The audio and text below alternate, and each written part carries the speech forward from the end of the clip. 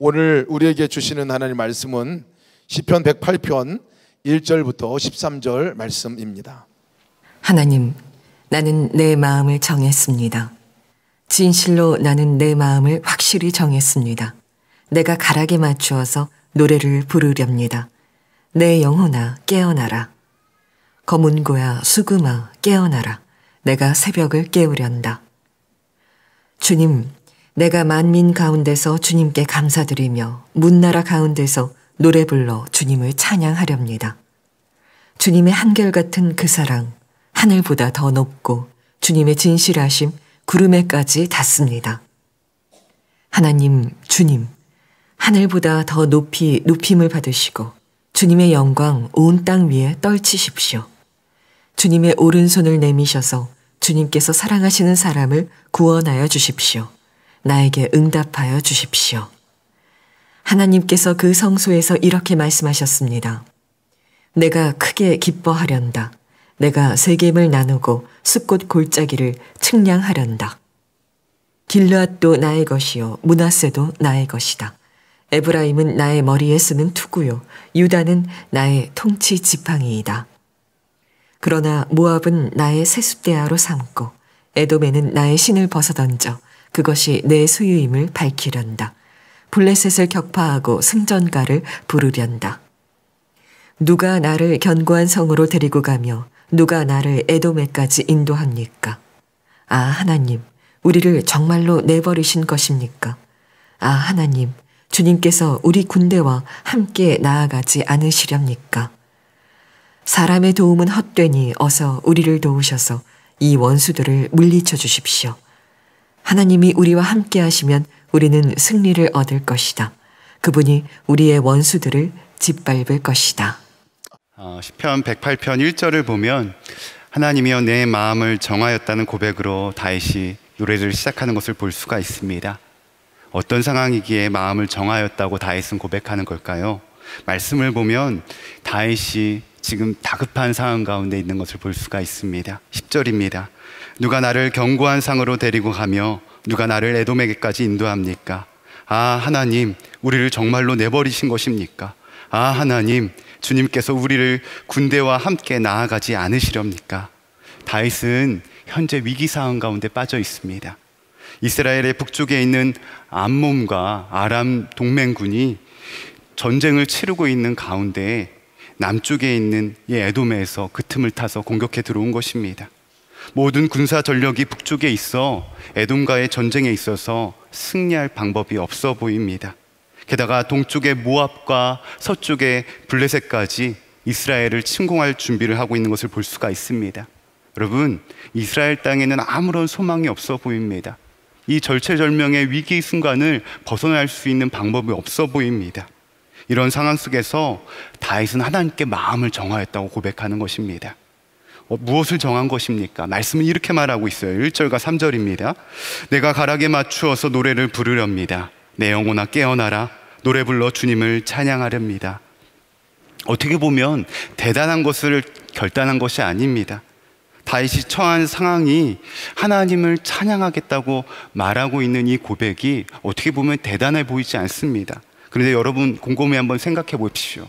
여러분의 가정 가운데 어떤 일터 가운데 삶의 현장 가운데 어떤 어려움이 생겼다라면 그 상황 가운데 하나님을 바라보면서 찬양한다는 것이 쉽지만은 않을 것입니다. 하지만 다윗은 마음을 정하여 하나님을 찬양하겠다고 고백합니다. 다윗은 지금의 상황이 좋지 않다는 것을 어느 누구보다도 자기 자신이 잘 알고 있습니다. 하지만 그는 문제 앞에서 어떻게 반응하고 있습니까? 절망하지 않고 있습니다.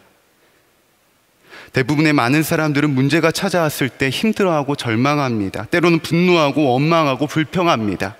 그러나 여러분, 문제 앞에서 이대로 무너져서는 안 됩니다. 우리는 문제 앞에서 어떻게 반응해야 될지 내 마음을 정해야 되는 것입니다.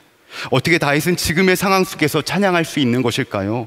문제 앞에서 찬양을 하려면 먼저 하나님을 알아야 합니다. 하나님을 알고 하나님이 어떤 분인지 고백해야 되는 것입니다.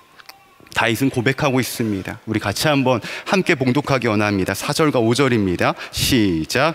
주님의 한결같은 그 사랑 하늘보다도 더 높고 주님의 진실하심 구름에까지 닿습니다. 하나님, 주님 하늘보다도 더 높이 높임을 받으시고 주님의 영광 온 땅 위에 떨치십시오. 다윗은 하나님의 한없는 사랑과 전능하심을 고백하고 있습니다. 내가 어떠한 어려움 속에 있어도 나를 도우실 수 있는 분이 하나님이구나. 대적의 눈앞에 있는 상황 속에서도 하나님을 찬양할 수 있는 이유가 하나님이 나와 언제나 함께 하신다라는 그러한 믿음으로 지금 반응하고 있는 것입니다. 하나님이 나를 얼마나 사랑하시고 전능하신 분인지 모른다면 내가 결단을 하고 마음을 정하여도 내 믿음이 흔들릴 수밖에 없을 것입니다. 하나님이 어떤 분인지 모르면 하나님을 찬양할 이유도 없어지는 것입니다. 필립 얀시의 하나님 제게 왜 이러세요라는 책을 보면 하나님의 관심은 우리와 다르다고 말씀하시는 것을 볼 수가 있습니다. 우리는 우리의 상황이 어떻게 변할지에 대해서 관심을 가지고 있습니다. 그런데 하나님께서는 우리가 어떻게 변할지에 대해서 관심을 가지고 계시다는 것입니다. 여러분, 왜 하나님은 우리에게 관심을 더 두시는 걸까요? 하나님은 바로 우리의 아버지가 되시기 때문에 그렇습니다. 자녀가 넘어졌을 때 아빠는 울고 있는 자녀를 세우고 그 넘어진 아이를 바라보면서 괜찮아라고 묻습니다. 어디에 있든지 내 자녀가 어디에 있는지 지켜보고 무엇을 하는지 계속해서 주시합니다. 마찬가지입니다. 이것이 아버지의 사랑을 표현하는 것처럼 하나님은 우리의 아버지가 되시고 언제나 함께 하시는 것을 분명히 알고 있으면 우리는 어떤 상황에도 하나님을 찬양할 수 있는 것입니다. 사도 바울과 실라가 전도의 여행 중에 빌립보 지역에서 복음을 전하다가 억울하게 감옥에 갇히게 되었습니다. 사도 바울은 분명히 억울할 것입니다. 자기가 한 것은 주님의 명령대로 복음을 증거한 것밖에 없습니다. 그러나 그 감옥에서 그들은 억울해하지 않습니다. 절망하지 않습니다. 오히려 어떻게 합니까? 하나님을 찬양하고 있습니다. 여러분, 왜 사도 바울과 실라는 절망하지 않고 있습니까? 바로 하나님이 이 어둡고 캄캄한 감옥 속에서도 나와 함께 하신다라는 믿음이 있기 때문에 그렇습니다. 사도 바울과 실라가 감옥에서 절망이 아닌 믿음으로 반응하자 그들의 입술에서 찬양이 터져 나온 것입니다. 찬양 중에 감옥문이 열리는 놀라운 일을 경험하게 된 것입니다. 만약 사도 바울과 실라가 지금의 상황에 억울하고 낙심해 있었다면 절대로 찬송 중에 감옥문이 열리게 되는 은혜를 경험할 수 없었을 것입니다. 멀린 케더러스 목사님의 찬송 생활의 권능이라는 책을 보면 우리가 어떤 환경에 처하든지 끊임없이 하나님을 찬양하고 감사하면 하나님께서 사소한 일까지 완전하게 역사해 주신다고 말씀하고 계십니다.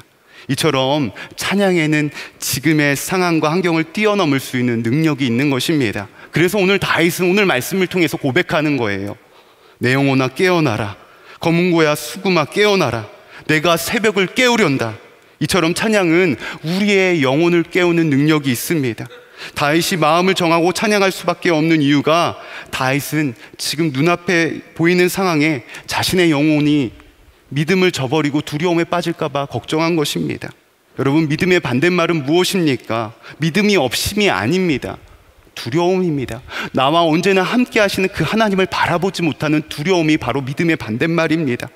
다윗은 지금 눈앞에 대적 때문에 두려움에 빠져 하나님을 바라보지 못할까 봐 근심하는 거예요. 그래서 오늘 말씀을 통하여서 하나님, 내 마음을 정하였습니다라고 고백하는 거예요.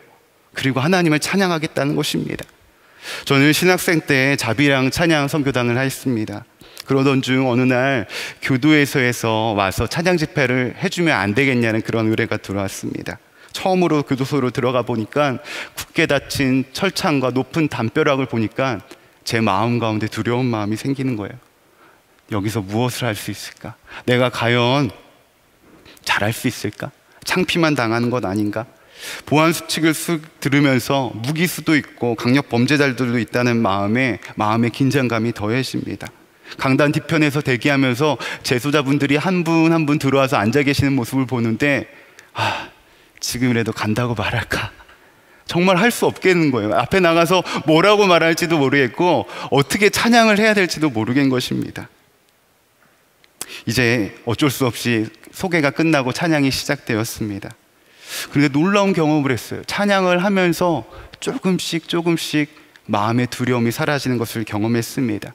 그런데 저뿐만이 아니었어요. 앉아있는 제소자분들의 얼굴 표정도 조금씩 바뀌는 것을 보게 되었습니다. 이곳이 교도소가 아니라 하나님을 찬양하는 곳이구나, 하나님을 예배하는 곳이구나, 바로 하나님께서 부어주시는 은혜를 경험하는 시간이었습니다. 여러분, 이처럼 찬양은 우리의 영혼을 깨웁니다. 낙심되어 있고 절망 가운데 있는 나의 마음을, 이 찬양은 하나님께서 나를 깨우시는 도구로 사용하신다는 것입니다. 다윗이 눈앞에 보여지는 상황 때문에 마음이 흔들릴 때도 있었을 것입니다. 그러나 마음을 확실히 정할 수 있었던 것은 하나님의 약속의 말씀을 붙들고 기도하였기 때문에 그렇습니다. 이 약속의 말씀이 7절부터 9절까지 나와 있는 것을 볼 수가 있습니다. 하나님께서 그 성수에서 이렇게 말씀하셨습니다. 내가 크게 기뻐하련다. 내가 세겜을 나누고 숫곡 골짜기를 측량하련다. 길르앗도 나의 것이요 므낫셋도 나의 것이다. 에브라임은 나의 머리에 쓰는 투구요 유다는 나의 통치 지팡이이다. 그러나 모압은 나의 세숫다야로 삼고 에돔에는 나의 신을 벗어던져 그것이 내 소유임을 밝히련다. 블레셋을 격파하고 승전가를 부르련다.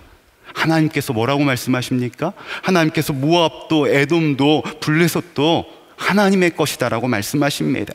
전쟁 중에 이스라엘에게 붙여주실 것이라고 약속하시는 것입니다. 다윗은 지금의 상황과 환경에서 자신의 방법으로 이것들이 이겨낼 수 없는 것을 알았어요. 두려운 마음도 있었지만 바로 오늘 7절 말씀처럼 하나님께서 그 성수에서 이렇게 말씀하셨다라는 그 약속의 말씀을 붙들고 기도하기 시작하였습니다. 그러자 그의 마음에 두려움이 아니라 믿음으로 반응하게 되었던 것입니다. 마음을 정하니까 더 이상 눈앞에 보여지는 상황과 환경이 중요한 것이 아니라는 것을 깨닫게 되었습니다. 여러분, 이해할 수 없는 고난과 혼란스러운 상황을 만났을 때 우리가 할 수 있는 것은 무엇이 있을까요? 바로 하나님의 약속의 말씀을 붙들고 주님께로 나아가는 것입니다. 오히려 찬양할 수 있는 환경은 아니지만 믿음으로 다하여 하나님을 찬양하며 나아가는 것입니다. 바로 그때 지금 당장 해결된 것은 하나도 없지만 마음의 평안함을 경험하게 되는 것입니다. 그러므로 우리는 상황을 어떻게 해석하는지가 정말로 중요합니다. 상황 속에서 문제를 있는 그대로 보면 고통입니다. 그리고 절망입니다. 해결할 방법이 없어 보입니다. 소망이 없습니다. 그러나 다윗과 같이 마음을 정하고 약속의 말씀을 붙드는 그 순간 고난이 바로 하나님이 일하심을 바라볼 수 있는 통로라는 것을 깨닫게 될 줄로 믿습니다. 그러나 우리가 잊지 말아야 될 것은 마귀가 우는 사자와 같이 우리를 계속해서 넘어뜨리려고 영적으로 공격하고 있다는 것입니다. 다니엘의 삶을 보면 볼 수가 있습니다. 다니엘이 포로로 붙잡혀 바벨론으로 갔습니다. 다니엘 주변에는 늘 그를 시기하고 죽이려고 하는 사람들 속에 살았습니다. 하지만 다니엘은 마음을 정했습니다. 지금의 상황 속에서 두려움으로 반응하는 것이 아니라 자기를 죽이려는 그 음모 가운데 믿음으로 반응하기 시작한 것입니다. 다니엘 6장 10절에는 이렇게 말합니다. 다니엘이 이 조서의 왕의 도장이 찍힌 것을 알고도 자기의 집에 돌아가서는 윗방에 올라가 예루살렘을 향한 창문을 열고 전에 하던 대로 하루 3번씩 무릎을 꿇고 기도하며 그의 하나님께 감사하였더라. 자신을 죽이려는 음모 가운데 어떻게 하였다고요? 자신의 마음을 정한 겁니다. 뻔히 지금 이 시간에 기도를 하면 안 되는 것을 알면서도 창문을 열어놓고 기도하였습니다. 두려움과 절망으로 반응한 것이 아니라 다니엘은 이 고난에 절망에 포로로 잡혀온 이 순간에도 하나님이 나와 함께 하신다라는 믿음으로 반응한 것입니다. 그 믿음은 다니엘이 사자굴 속에 들어갔을 때도 빛을 발하는 것을 볼 수가 있습니다. 다니엘 6장 23절입니다. 다니엘은 굴에서 울린즉 그의 몸이 조금도 상하지 아니하였으니 이는 그가 자기의 하나님을 믿음이었더라. 이는 그가 자기의 하나님을 믿음이었더라. 절망과 두려움이 아닌 믿음으로 반응하니까 더 이상 두려울 게 없은 것입니다. 사자굴 속에 들어가 죽을 수밖에 없는 그 상황 속에서도 믿음으로 반응하니까 하나님이 그를 그냥 내버려 두지 않으셨습니다. 더 나아가 하나님을 모르는 많은 사람들에게 하나님의 살아계심을 드러나는 계기가 되었습니다. 여러분, 고난의 상황과 환경 속에 약속의 말씀을 붙들고 주님을 바라볼 때 하나님이 일하시기 시작합니다. 다윗은 이 비밀을 알았습니다. 어떤 문제가 내 삶을 찾아와도 이 고난의 현장에서 구원하시고 승리케 하실 분이 하나님이라는 것을 알았어요. 그래서 오늘 시편에 보면 이렇게 고백하는 것을 볼 수가 있습니다. 우리 같이 읽기 원합니다. 12절과 13절입니다. 시작. 사람의 도움은 헛되니 어서 우리를 도우셔서 이 원수들을 물리쳐 주십시오. 하나님이 우리와 함께 하시면 우리는 승리를 얻을 것이다. 그분이 우리의 원수들을 짓밟을 것이다. 아멘. 그렇습니다. 다윗은 분명히 알았어요. 나에게 어떠한 화려한 전쟁 기술이 있다고 해도, 아무리 좋은 군사력이 있다 해도 하나님이 도우시지 않으면 이 전쟁에서 승리할 수 없다는 것을 알았습니다. 그래서 다윗은 하나님이 우리와 함께 하시면 승리할 수 있다는 것을 선포합니다. 여러분, 고난의 때가 찾아와도 분명한 것은 주님 때문에 결국 승리할 것이라는 것입니다. 그러므로 우리의 삶 속에 우리가 무엇을 바라보고 사느냐가 중요한 것입니다. 단순히 지금의 상황을 이겨내야지 내가 결심한다고 되는 것이 아닙니다. 주님을 바라보는 믿음의 눈이 열릴 때 어둠 가운데 승리할 수 있는 것입니다. 어둠 가운데 다윗과 같이 고백할 수 있게 되는 것입니다. 19세기 중반 찰스 블론딘이라는 외줄타기 고개사가 있었습니다. 어느 날 미국과 캐나다의 국경 사이에 있는 유명한 나이아가라 폭포를 횡단하게 되었습니다. 그러자 많은 사람들이 이 찰스 블론딘이 외줄타기를 통해서 나이아가라 폭포를 어떻게 건너가나 보려고 모여들었다고 합니다. 그때 찰스 블론딘이 자신을 보러 온 강중들에게 이야기합니다. 여러분, 응원에 정말 감사합니다. 그런데 여러분, 제 실력은 이게 다가 아닙니다. 저는 한 사람을 등에 업고 이 폭포를 건널 수도 있습니다. 여러분 믿으십니까? 사람들이 환호하며 대답합니다. 당연히 믿습니다. 당신을 믿습니다. 그때 찰스 블론딘이 기뻐하며 제안을 합니다. 저를 믿어주신다니 정말로 감사합니다. 누가 저의 등에 올라타고 저와 이 계곡을 건너지 않겠습니까? 라고 물었다고 합니다. 그러자 환호하던 사람들이 조용해지는 거예요. 다 눈빛을 피하기 시작합니다. 많은 사람들이 아무 말도 하지 않고 정적만 흐르는 것입니다. 다시 한번 물어봅니다. 이 계곡을 건널 사람이 없습니까? 또다시 물을 때 아무도 대답하지 않고 정적만 흘렀습니다. 실망한 블론딘은 그의 매니저이자 친구를 업고 그의 등에 올라타서 무사히 폭포를 건넜다고 합니다. 여러분, 이 예화를 통하여서 폭포를 건너갈 것을 믿는데 등에 타지 못하겠다는 것은 과연 믿음일까요? 아닙니다.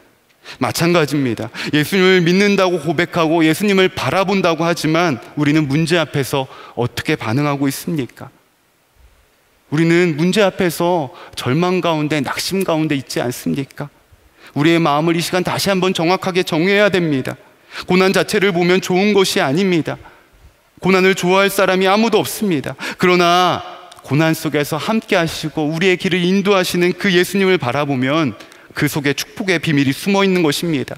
왜 그렇습니까? 삶의 문제가 고난이 예수님을 바라볼 수 있는 바로 그 기회이기 때문에 그렇습니다.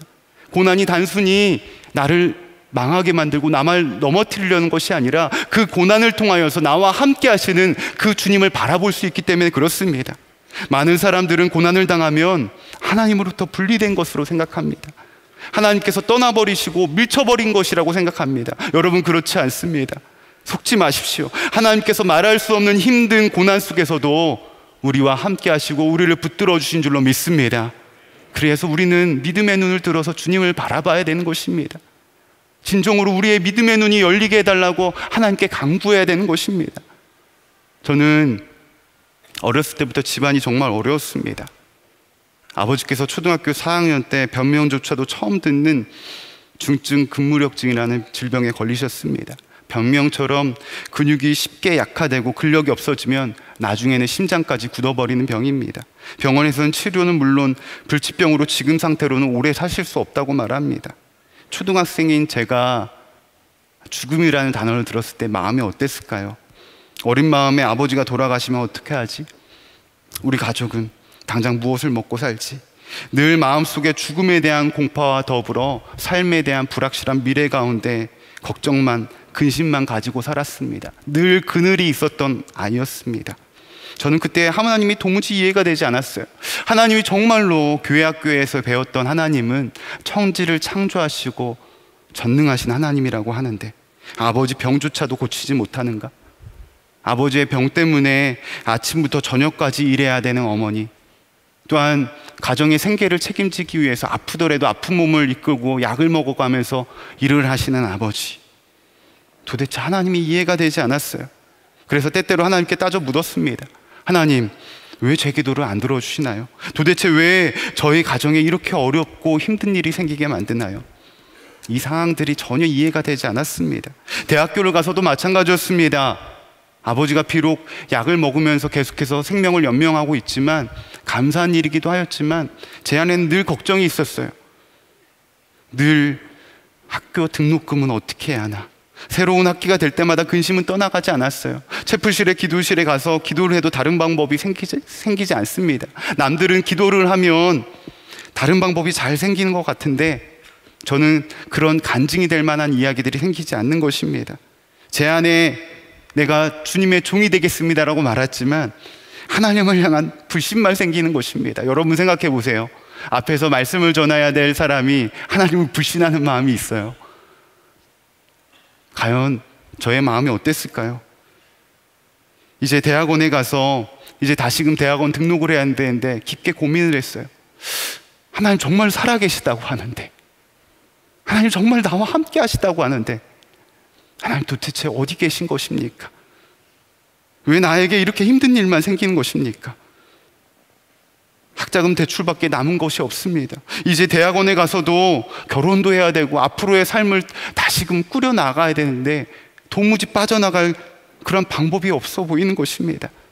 어느 때와 같이 기도실에 올라가 기도를 하는데 지금의 상황이 더 좋아질 거라는 확신이 들지 않습니다. 그러면서 하나님께 말했어요. 하나님, 저 이제 대학원 안 가겠습니다. 그러면서 계속해서 신세한탄만 하였습니다. 불확실한 미래가 원망만 되었습니다. 그런데 기도를 하는데 하나님, 제 마음 가운데 더 이상 문제가 없다고 말합니다. 부모님의 건강의 문제, 등록금, 재정적인 문제, 해결된 것이 하나도 없는데 문제가 다 해결됐다고 말씀하시는 겁니다. 도무지 이해가 되지 않았어요. 하나님, 해결된 거 하나도 없으면서 뭐가 문제가 없다고 말씀하시는 겁니까? 그런데 그때 이 찬양이 마음속에 생각나게 하시는 겁니다.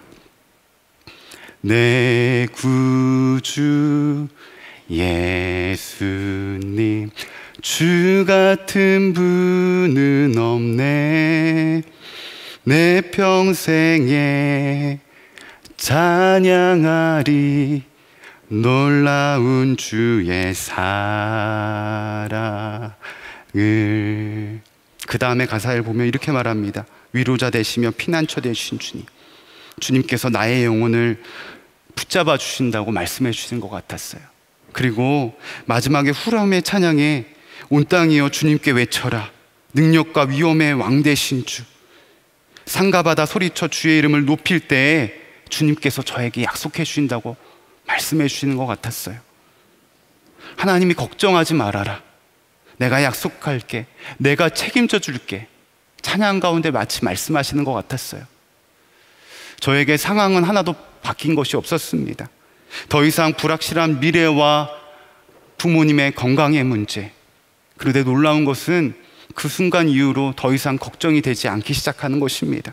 눈앞에 해결된 것은 하나도 없는데 더 이상 문제로 느껴지지 않는 것입니다. 여러분, 정말로 하나님 살아계십니다. 그리고 지금 우리와 함께 하신다고 말씀하십니다. 우리는 오늘 이 시간 다윗과 같이 다시 한번 마음을 정해야 된다는 것입니다. 혹시 고난의 긴 터널을 지나고 계시는 분들 계십니까? 끊임없이 밀려오는 문제로 낙심하거나 남들에게 말하기조차도 꺼내기 어려운 문제로 힘겨워하고 계시는 분 계십니까? 이 시간 우리도 다윗과 같이 우리의 마음을 정해야 된다는 것입니다. 고난 속에 포기하고 낙심하는 것이 아니라 그 순간 함께 하시는 그 주님을 바라보기 시작하는 것입니다. 주님을 바라보며 약속의 말씀을 붙들고 하나님을 찬양하는 것입니다. 여러분, 하나님은 우리의 고통을 아십니다. 우리의 고통을 함께 겪으신 분입니다. 우리가 고통을 당할 때 도우실 수 있는 분입니다. 그러므로 우리에게 찾아오는 고통에 주님과 함께 믿음으로 반응할 수 있는 저와 여러분 되시기 바랍니다. 그러므로 우리에게 찾아오시는 그 놀라운 하나님의 은혜, 오늘 다윗이 전혀 찬양할 수 없는 상황 가운데 마음을 정하였다고 고백하는 것처럼 우리의 마음을 오늘 주님께로 향하여 정할 수 있는 저와 여러분 되시기를 간절히 축복합니다. 이 시간 우리 다 함께 일어나셔서 우리가 우리의 마음을 정함으로 하나님을 찬양하며 나아가기 원합니다.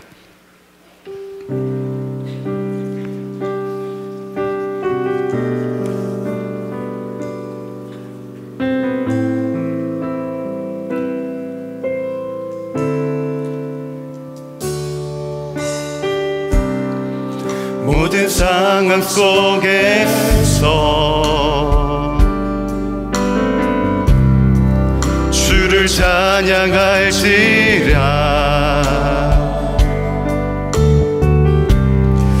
주는 너의 큰 상급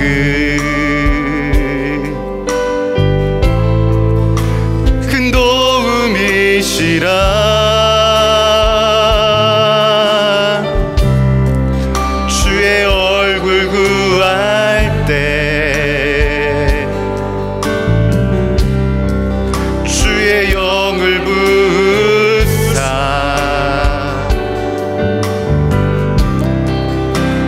사랑 안에서 주를 보게 하소서. 우리 다 함께 고백합시다. 내 영혼이 확정되고 확정되어 싸우니 믿음에 흔들어 주를 바라봅니다. 내 영혼이 확정되고 확정되어 싸우니 믿음에 흔들어. 우리 다 함께 두 손을 높게 들고 고백합시다. 내 영혼이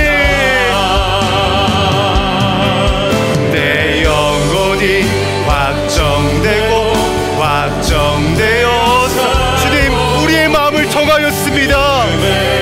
들어 주를 바라봅니다. 내 영혼이 확정되고 확정되어 싸우니 믿음에 흔들어 주를 바라봅니다. 이제 우리 다 함께 기도하기 원합니다. 여러분 혹시 다윗과 같이 정말로 앞을 내다보지 못하는 그런 상황 가운데 계신 분 계시지 않습니까? 이 시간 다윗과 같이 고백합시다. 주님 내 마음을 정하였습니다. 주님 내가 찬양할 수 없는 그 상황 가운데도 주님을 바라봅니다. 주님 이 시간 나에게 믿음을 더하여 주셔서 주님을 바라보는 믿음의 눈이 열리게 하여 주시옵소서라고 우리 다 함께 주님의 이름을 크게 한번 부르며 기도하며 나아갑니다. 주여 주님 이 시간 아버지 우리의 마음을 정하였습니다. 아버지 내가 어떠한 상황 가운데도 어떠한 환경 가운데도 함께 하시는 그 주님을 바라보기 원합니다.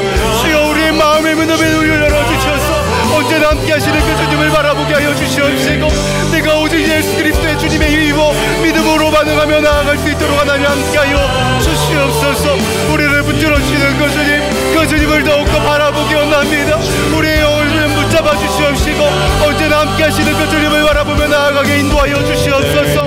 주님 우리의 마음을 열어주셔서 하나님 내가 역경 가운데 고난 가운데 아버지 그 문제 가운데 내가 넘어지는 삶을 살아가는 것이 아니라 언제나 함께 하시는 그 주님을 바라보게 하여 주시옵소서. 주님 나와 함께 하시는 그 주님을 바라보게 하여 주시옵소서. 믿음의 문이 열리게 하여 주시옵소서. 하나님 내 마음을 아버지 시간 정하게 오나오니 주여 우리의 견들을 더하여 주시옵소서. 주님 믿음으로 주님 바라보며 주님과 동행하는 삶을 살아갈 수 있도록 하나님 함께하여 주시옵소서. 주님 은혜와 사랑이 많으신 하나님 아버지 주님께서 오늘도 우리에게 말씀하여 주시니 그 말씀처럼 우리의 삶 속에 마음을 확실히 정하기 원합니다. 말씀이 우리의 가운데 이루어지기를 원합니다. 주님 이 시간 말할 수 없는 고난과 고통의 문제 속에 함께 하시는 주님을 바라보게 하여 주시옵소서. 무엇보다도 약속의 말씀을 붙들고 다윗과 같이 승리하는 삶을 살게 하여 주시옵소서. 무엇보다도 하나님 오늘도 간절히 주님의 말씀을 붙들고 기도하는 성도들의 마음의 문을 활짝 열어 주시옵시며 무엇보다도 하나님, 말할 수 없는 그 고난 가운데, 정말로 주님을 찾을 수 없는, 힘조차도 없는 그 영혼들 가운데 새 힘을 불어넣어 주시고 함께 하시는 그 주님의 놀라운 은혜를 경험하며 살아가는 우리 사랑하는 모든 성도들 되게 하여 주시옵소서. 이 시간 전심으로 하나님께 예배하고 마음을 다해 하나님께 예물 드린 손길을 받아 주시옵소서. 각 가정의 문제를 풀어 주시옵시며 무엇보다도 기업의 복을 주셔서 주님의 일을 감당할 수 있는 힘을 허락하여 주시옵소서. 무엇보다도 심령의 은혜가 충만하고 육신의 질병이 깨끗해지는 이 시간 되게 하여 주시옵소서. 주님, 이 나라와 이 민족을 기억하여 주시옵소서. 정치가 회복되어지고 나라의 질서가 회복되며 공의가 새겨지게 하여 주시옵소서. 소망이 없이 살아가는 이 땅의 청년들, 다음 세대들 안에 주님의 은혜를 더하여 주시옵소서. 주님으로 인하여 살 소망을 붙잡게 하여 주시옵소서. 주님을 사랑하고 거룩하고 구별된 자들이 더욱더 일어나게 하여 주시옵소서. 이 시간 무엇보다도 주님, 저 북한 땅을 위해서 기도합니다. 북미 간의 대화를 통해 남북 간의 화해의 분위기를 허락하여 주심에 감사드립니다. 북한의 지하교회 성도들 오늘 예배하는 가운데 주님 찾아오시어 그들의 상한 심령을 회복시켜 주시옵시며 그들에게서 생수의 강이 흘러가 북한 땅이 변화되게 하여 주시옵소서.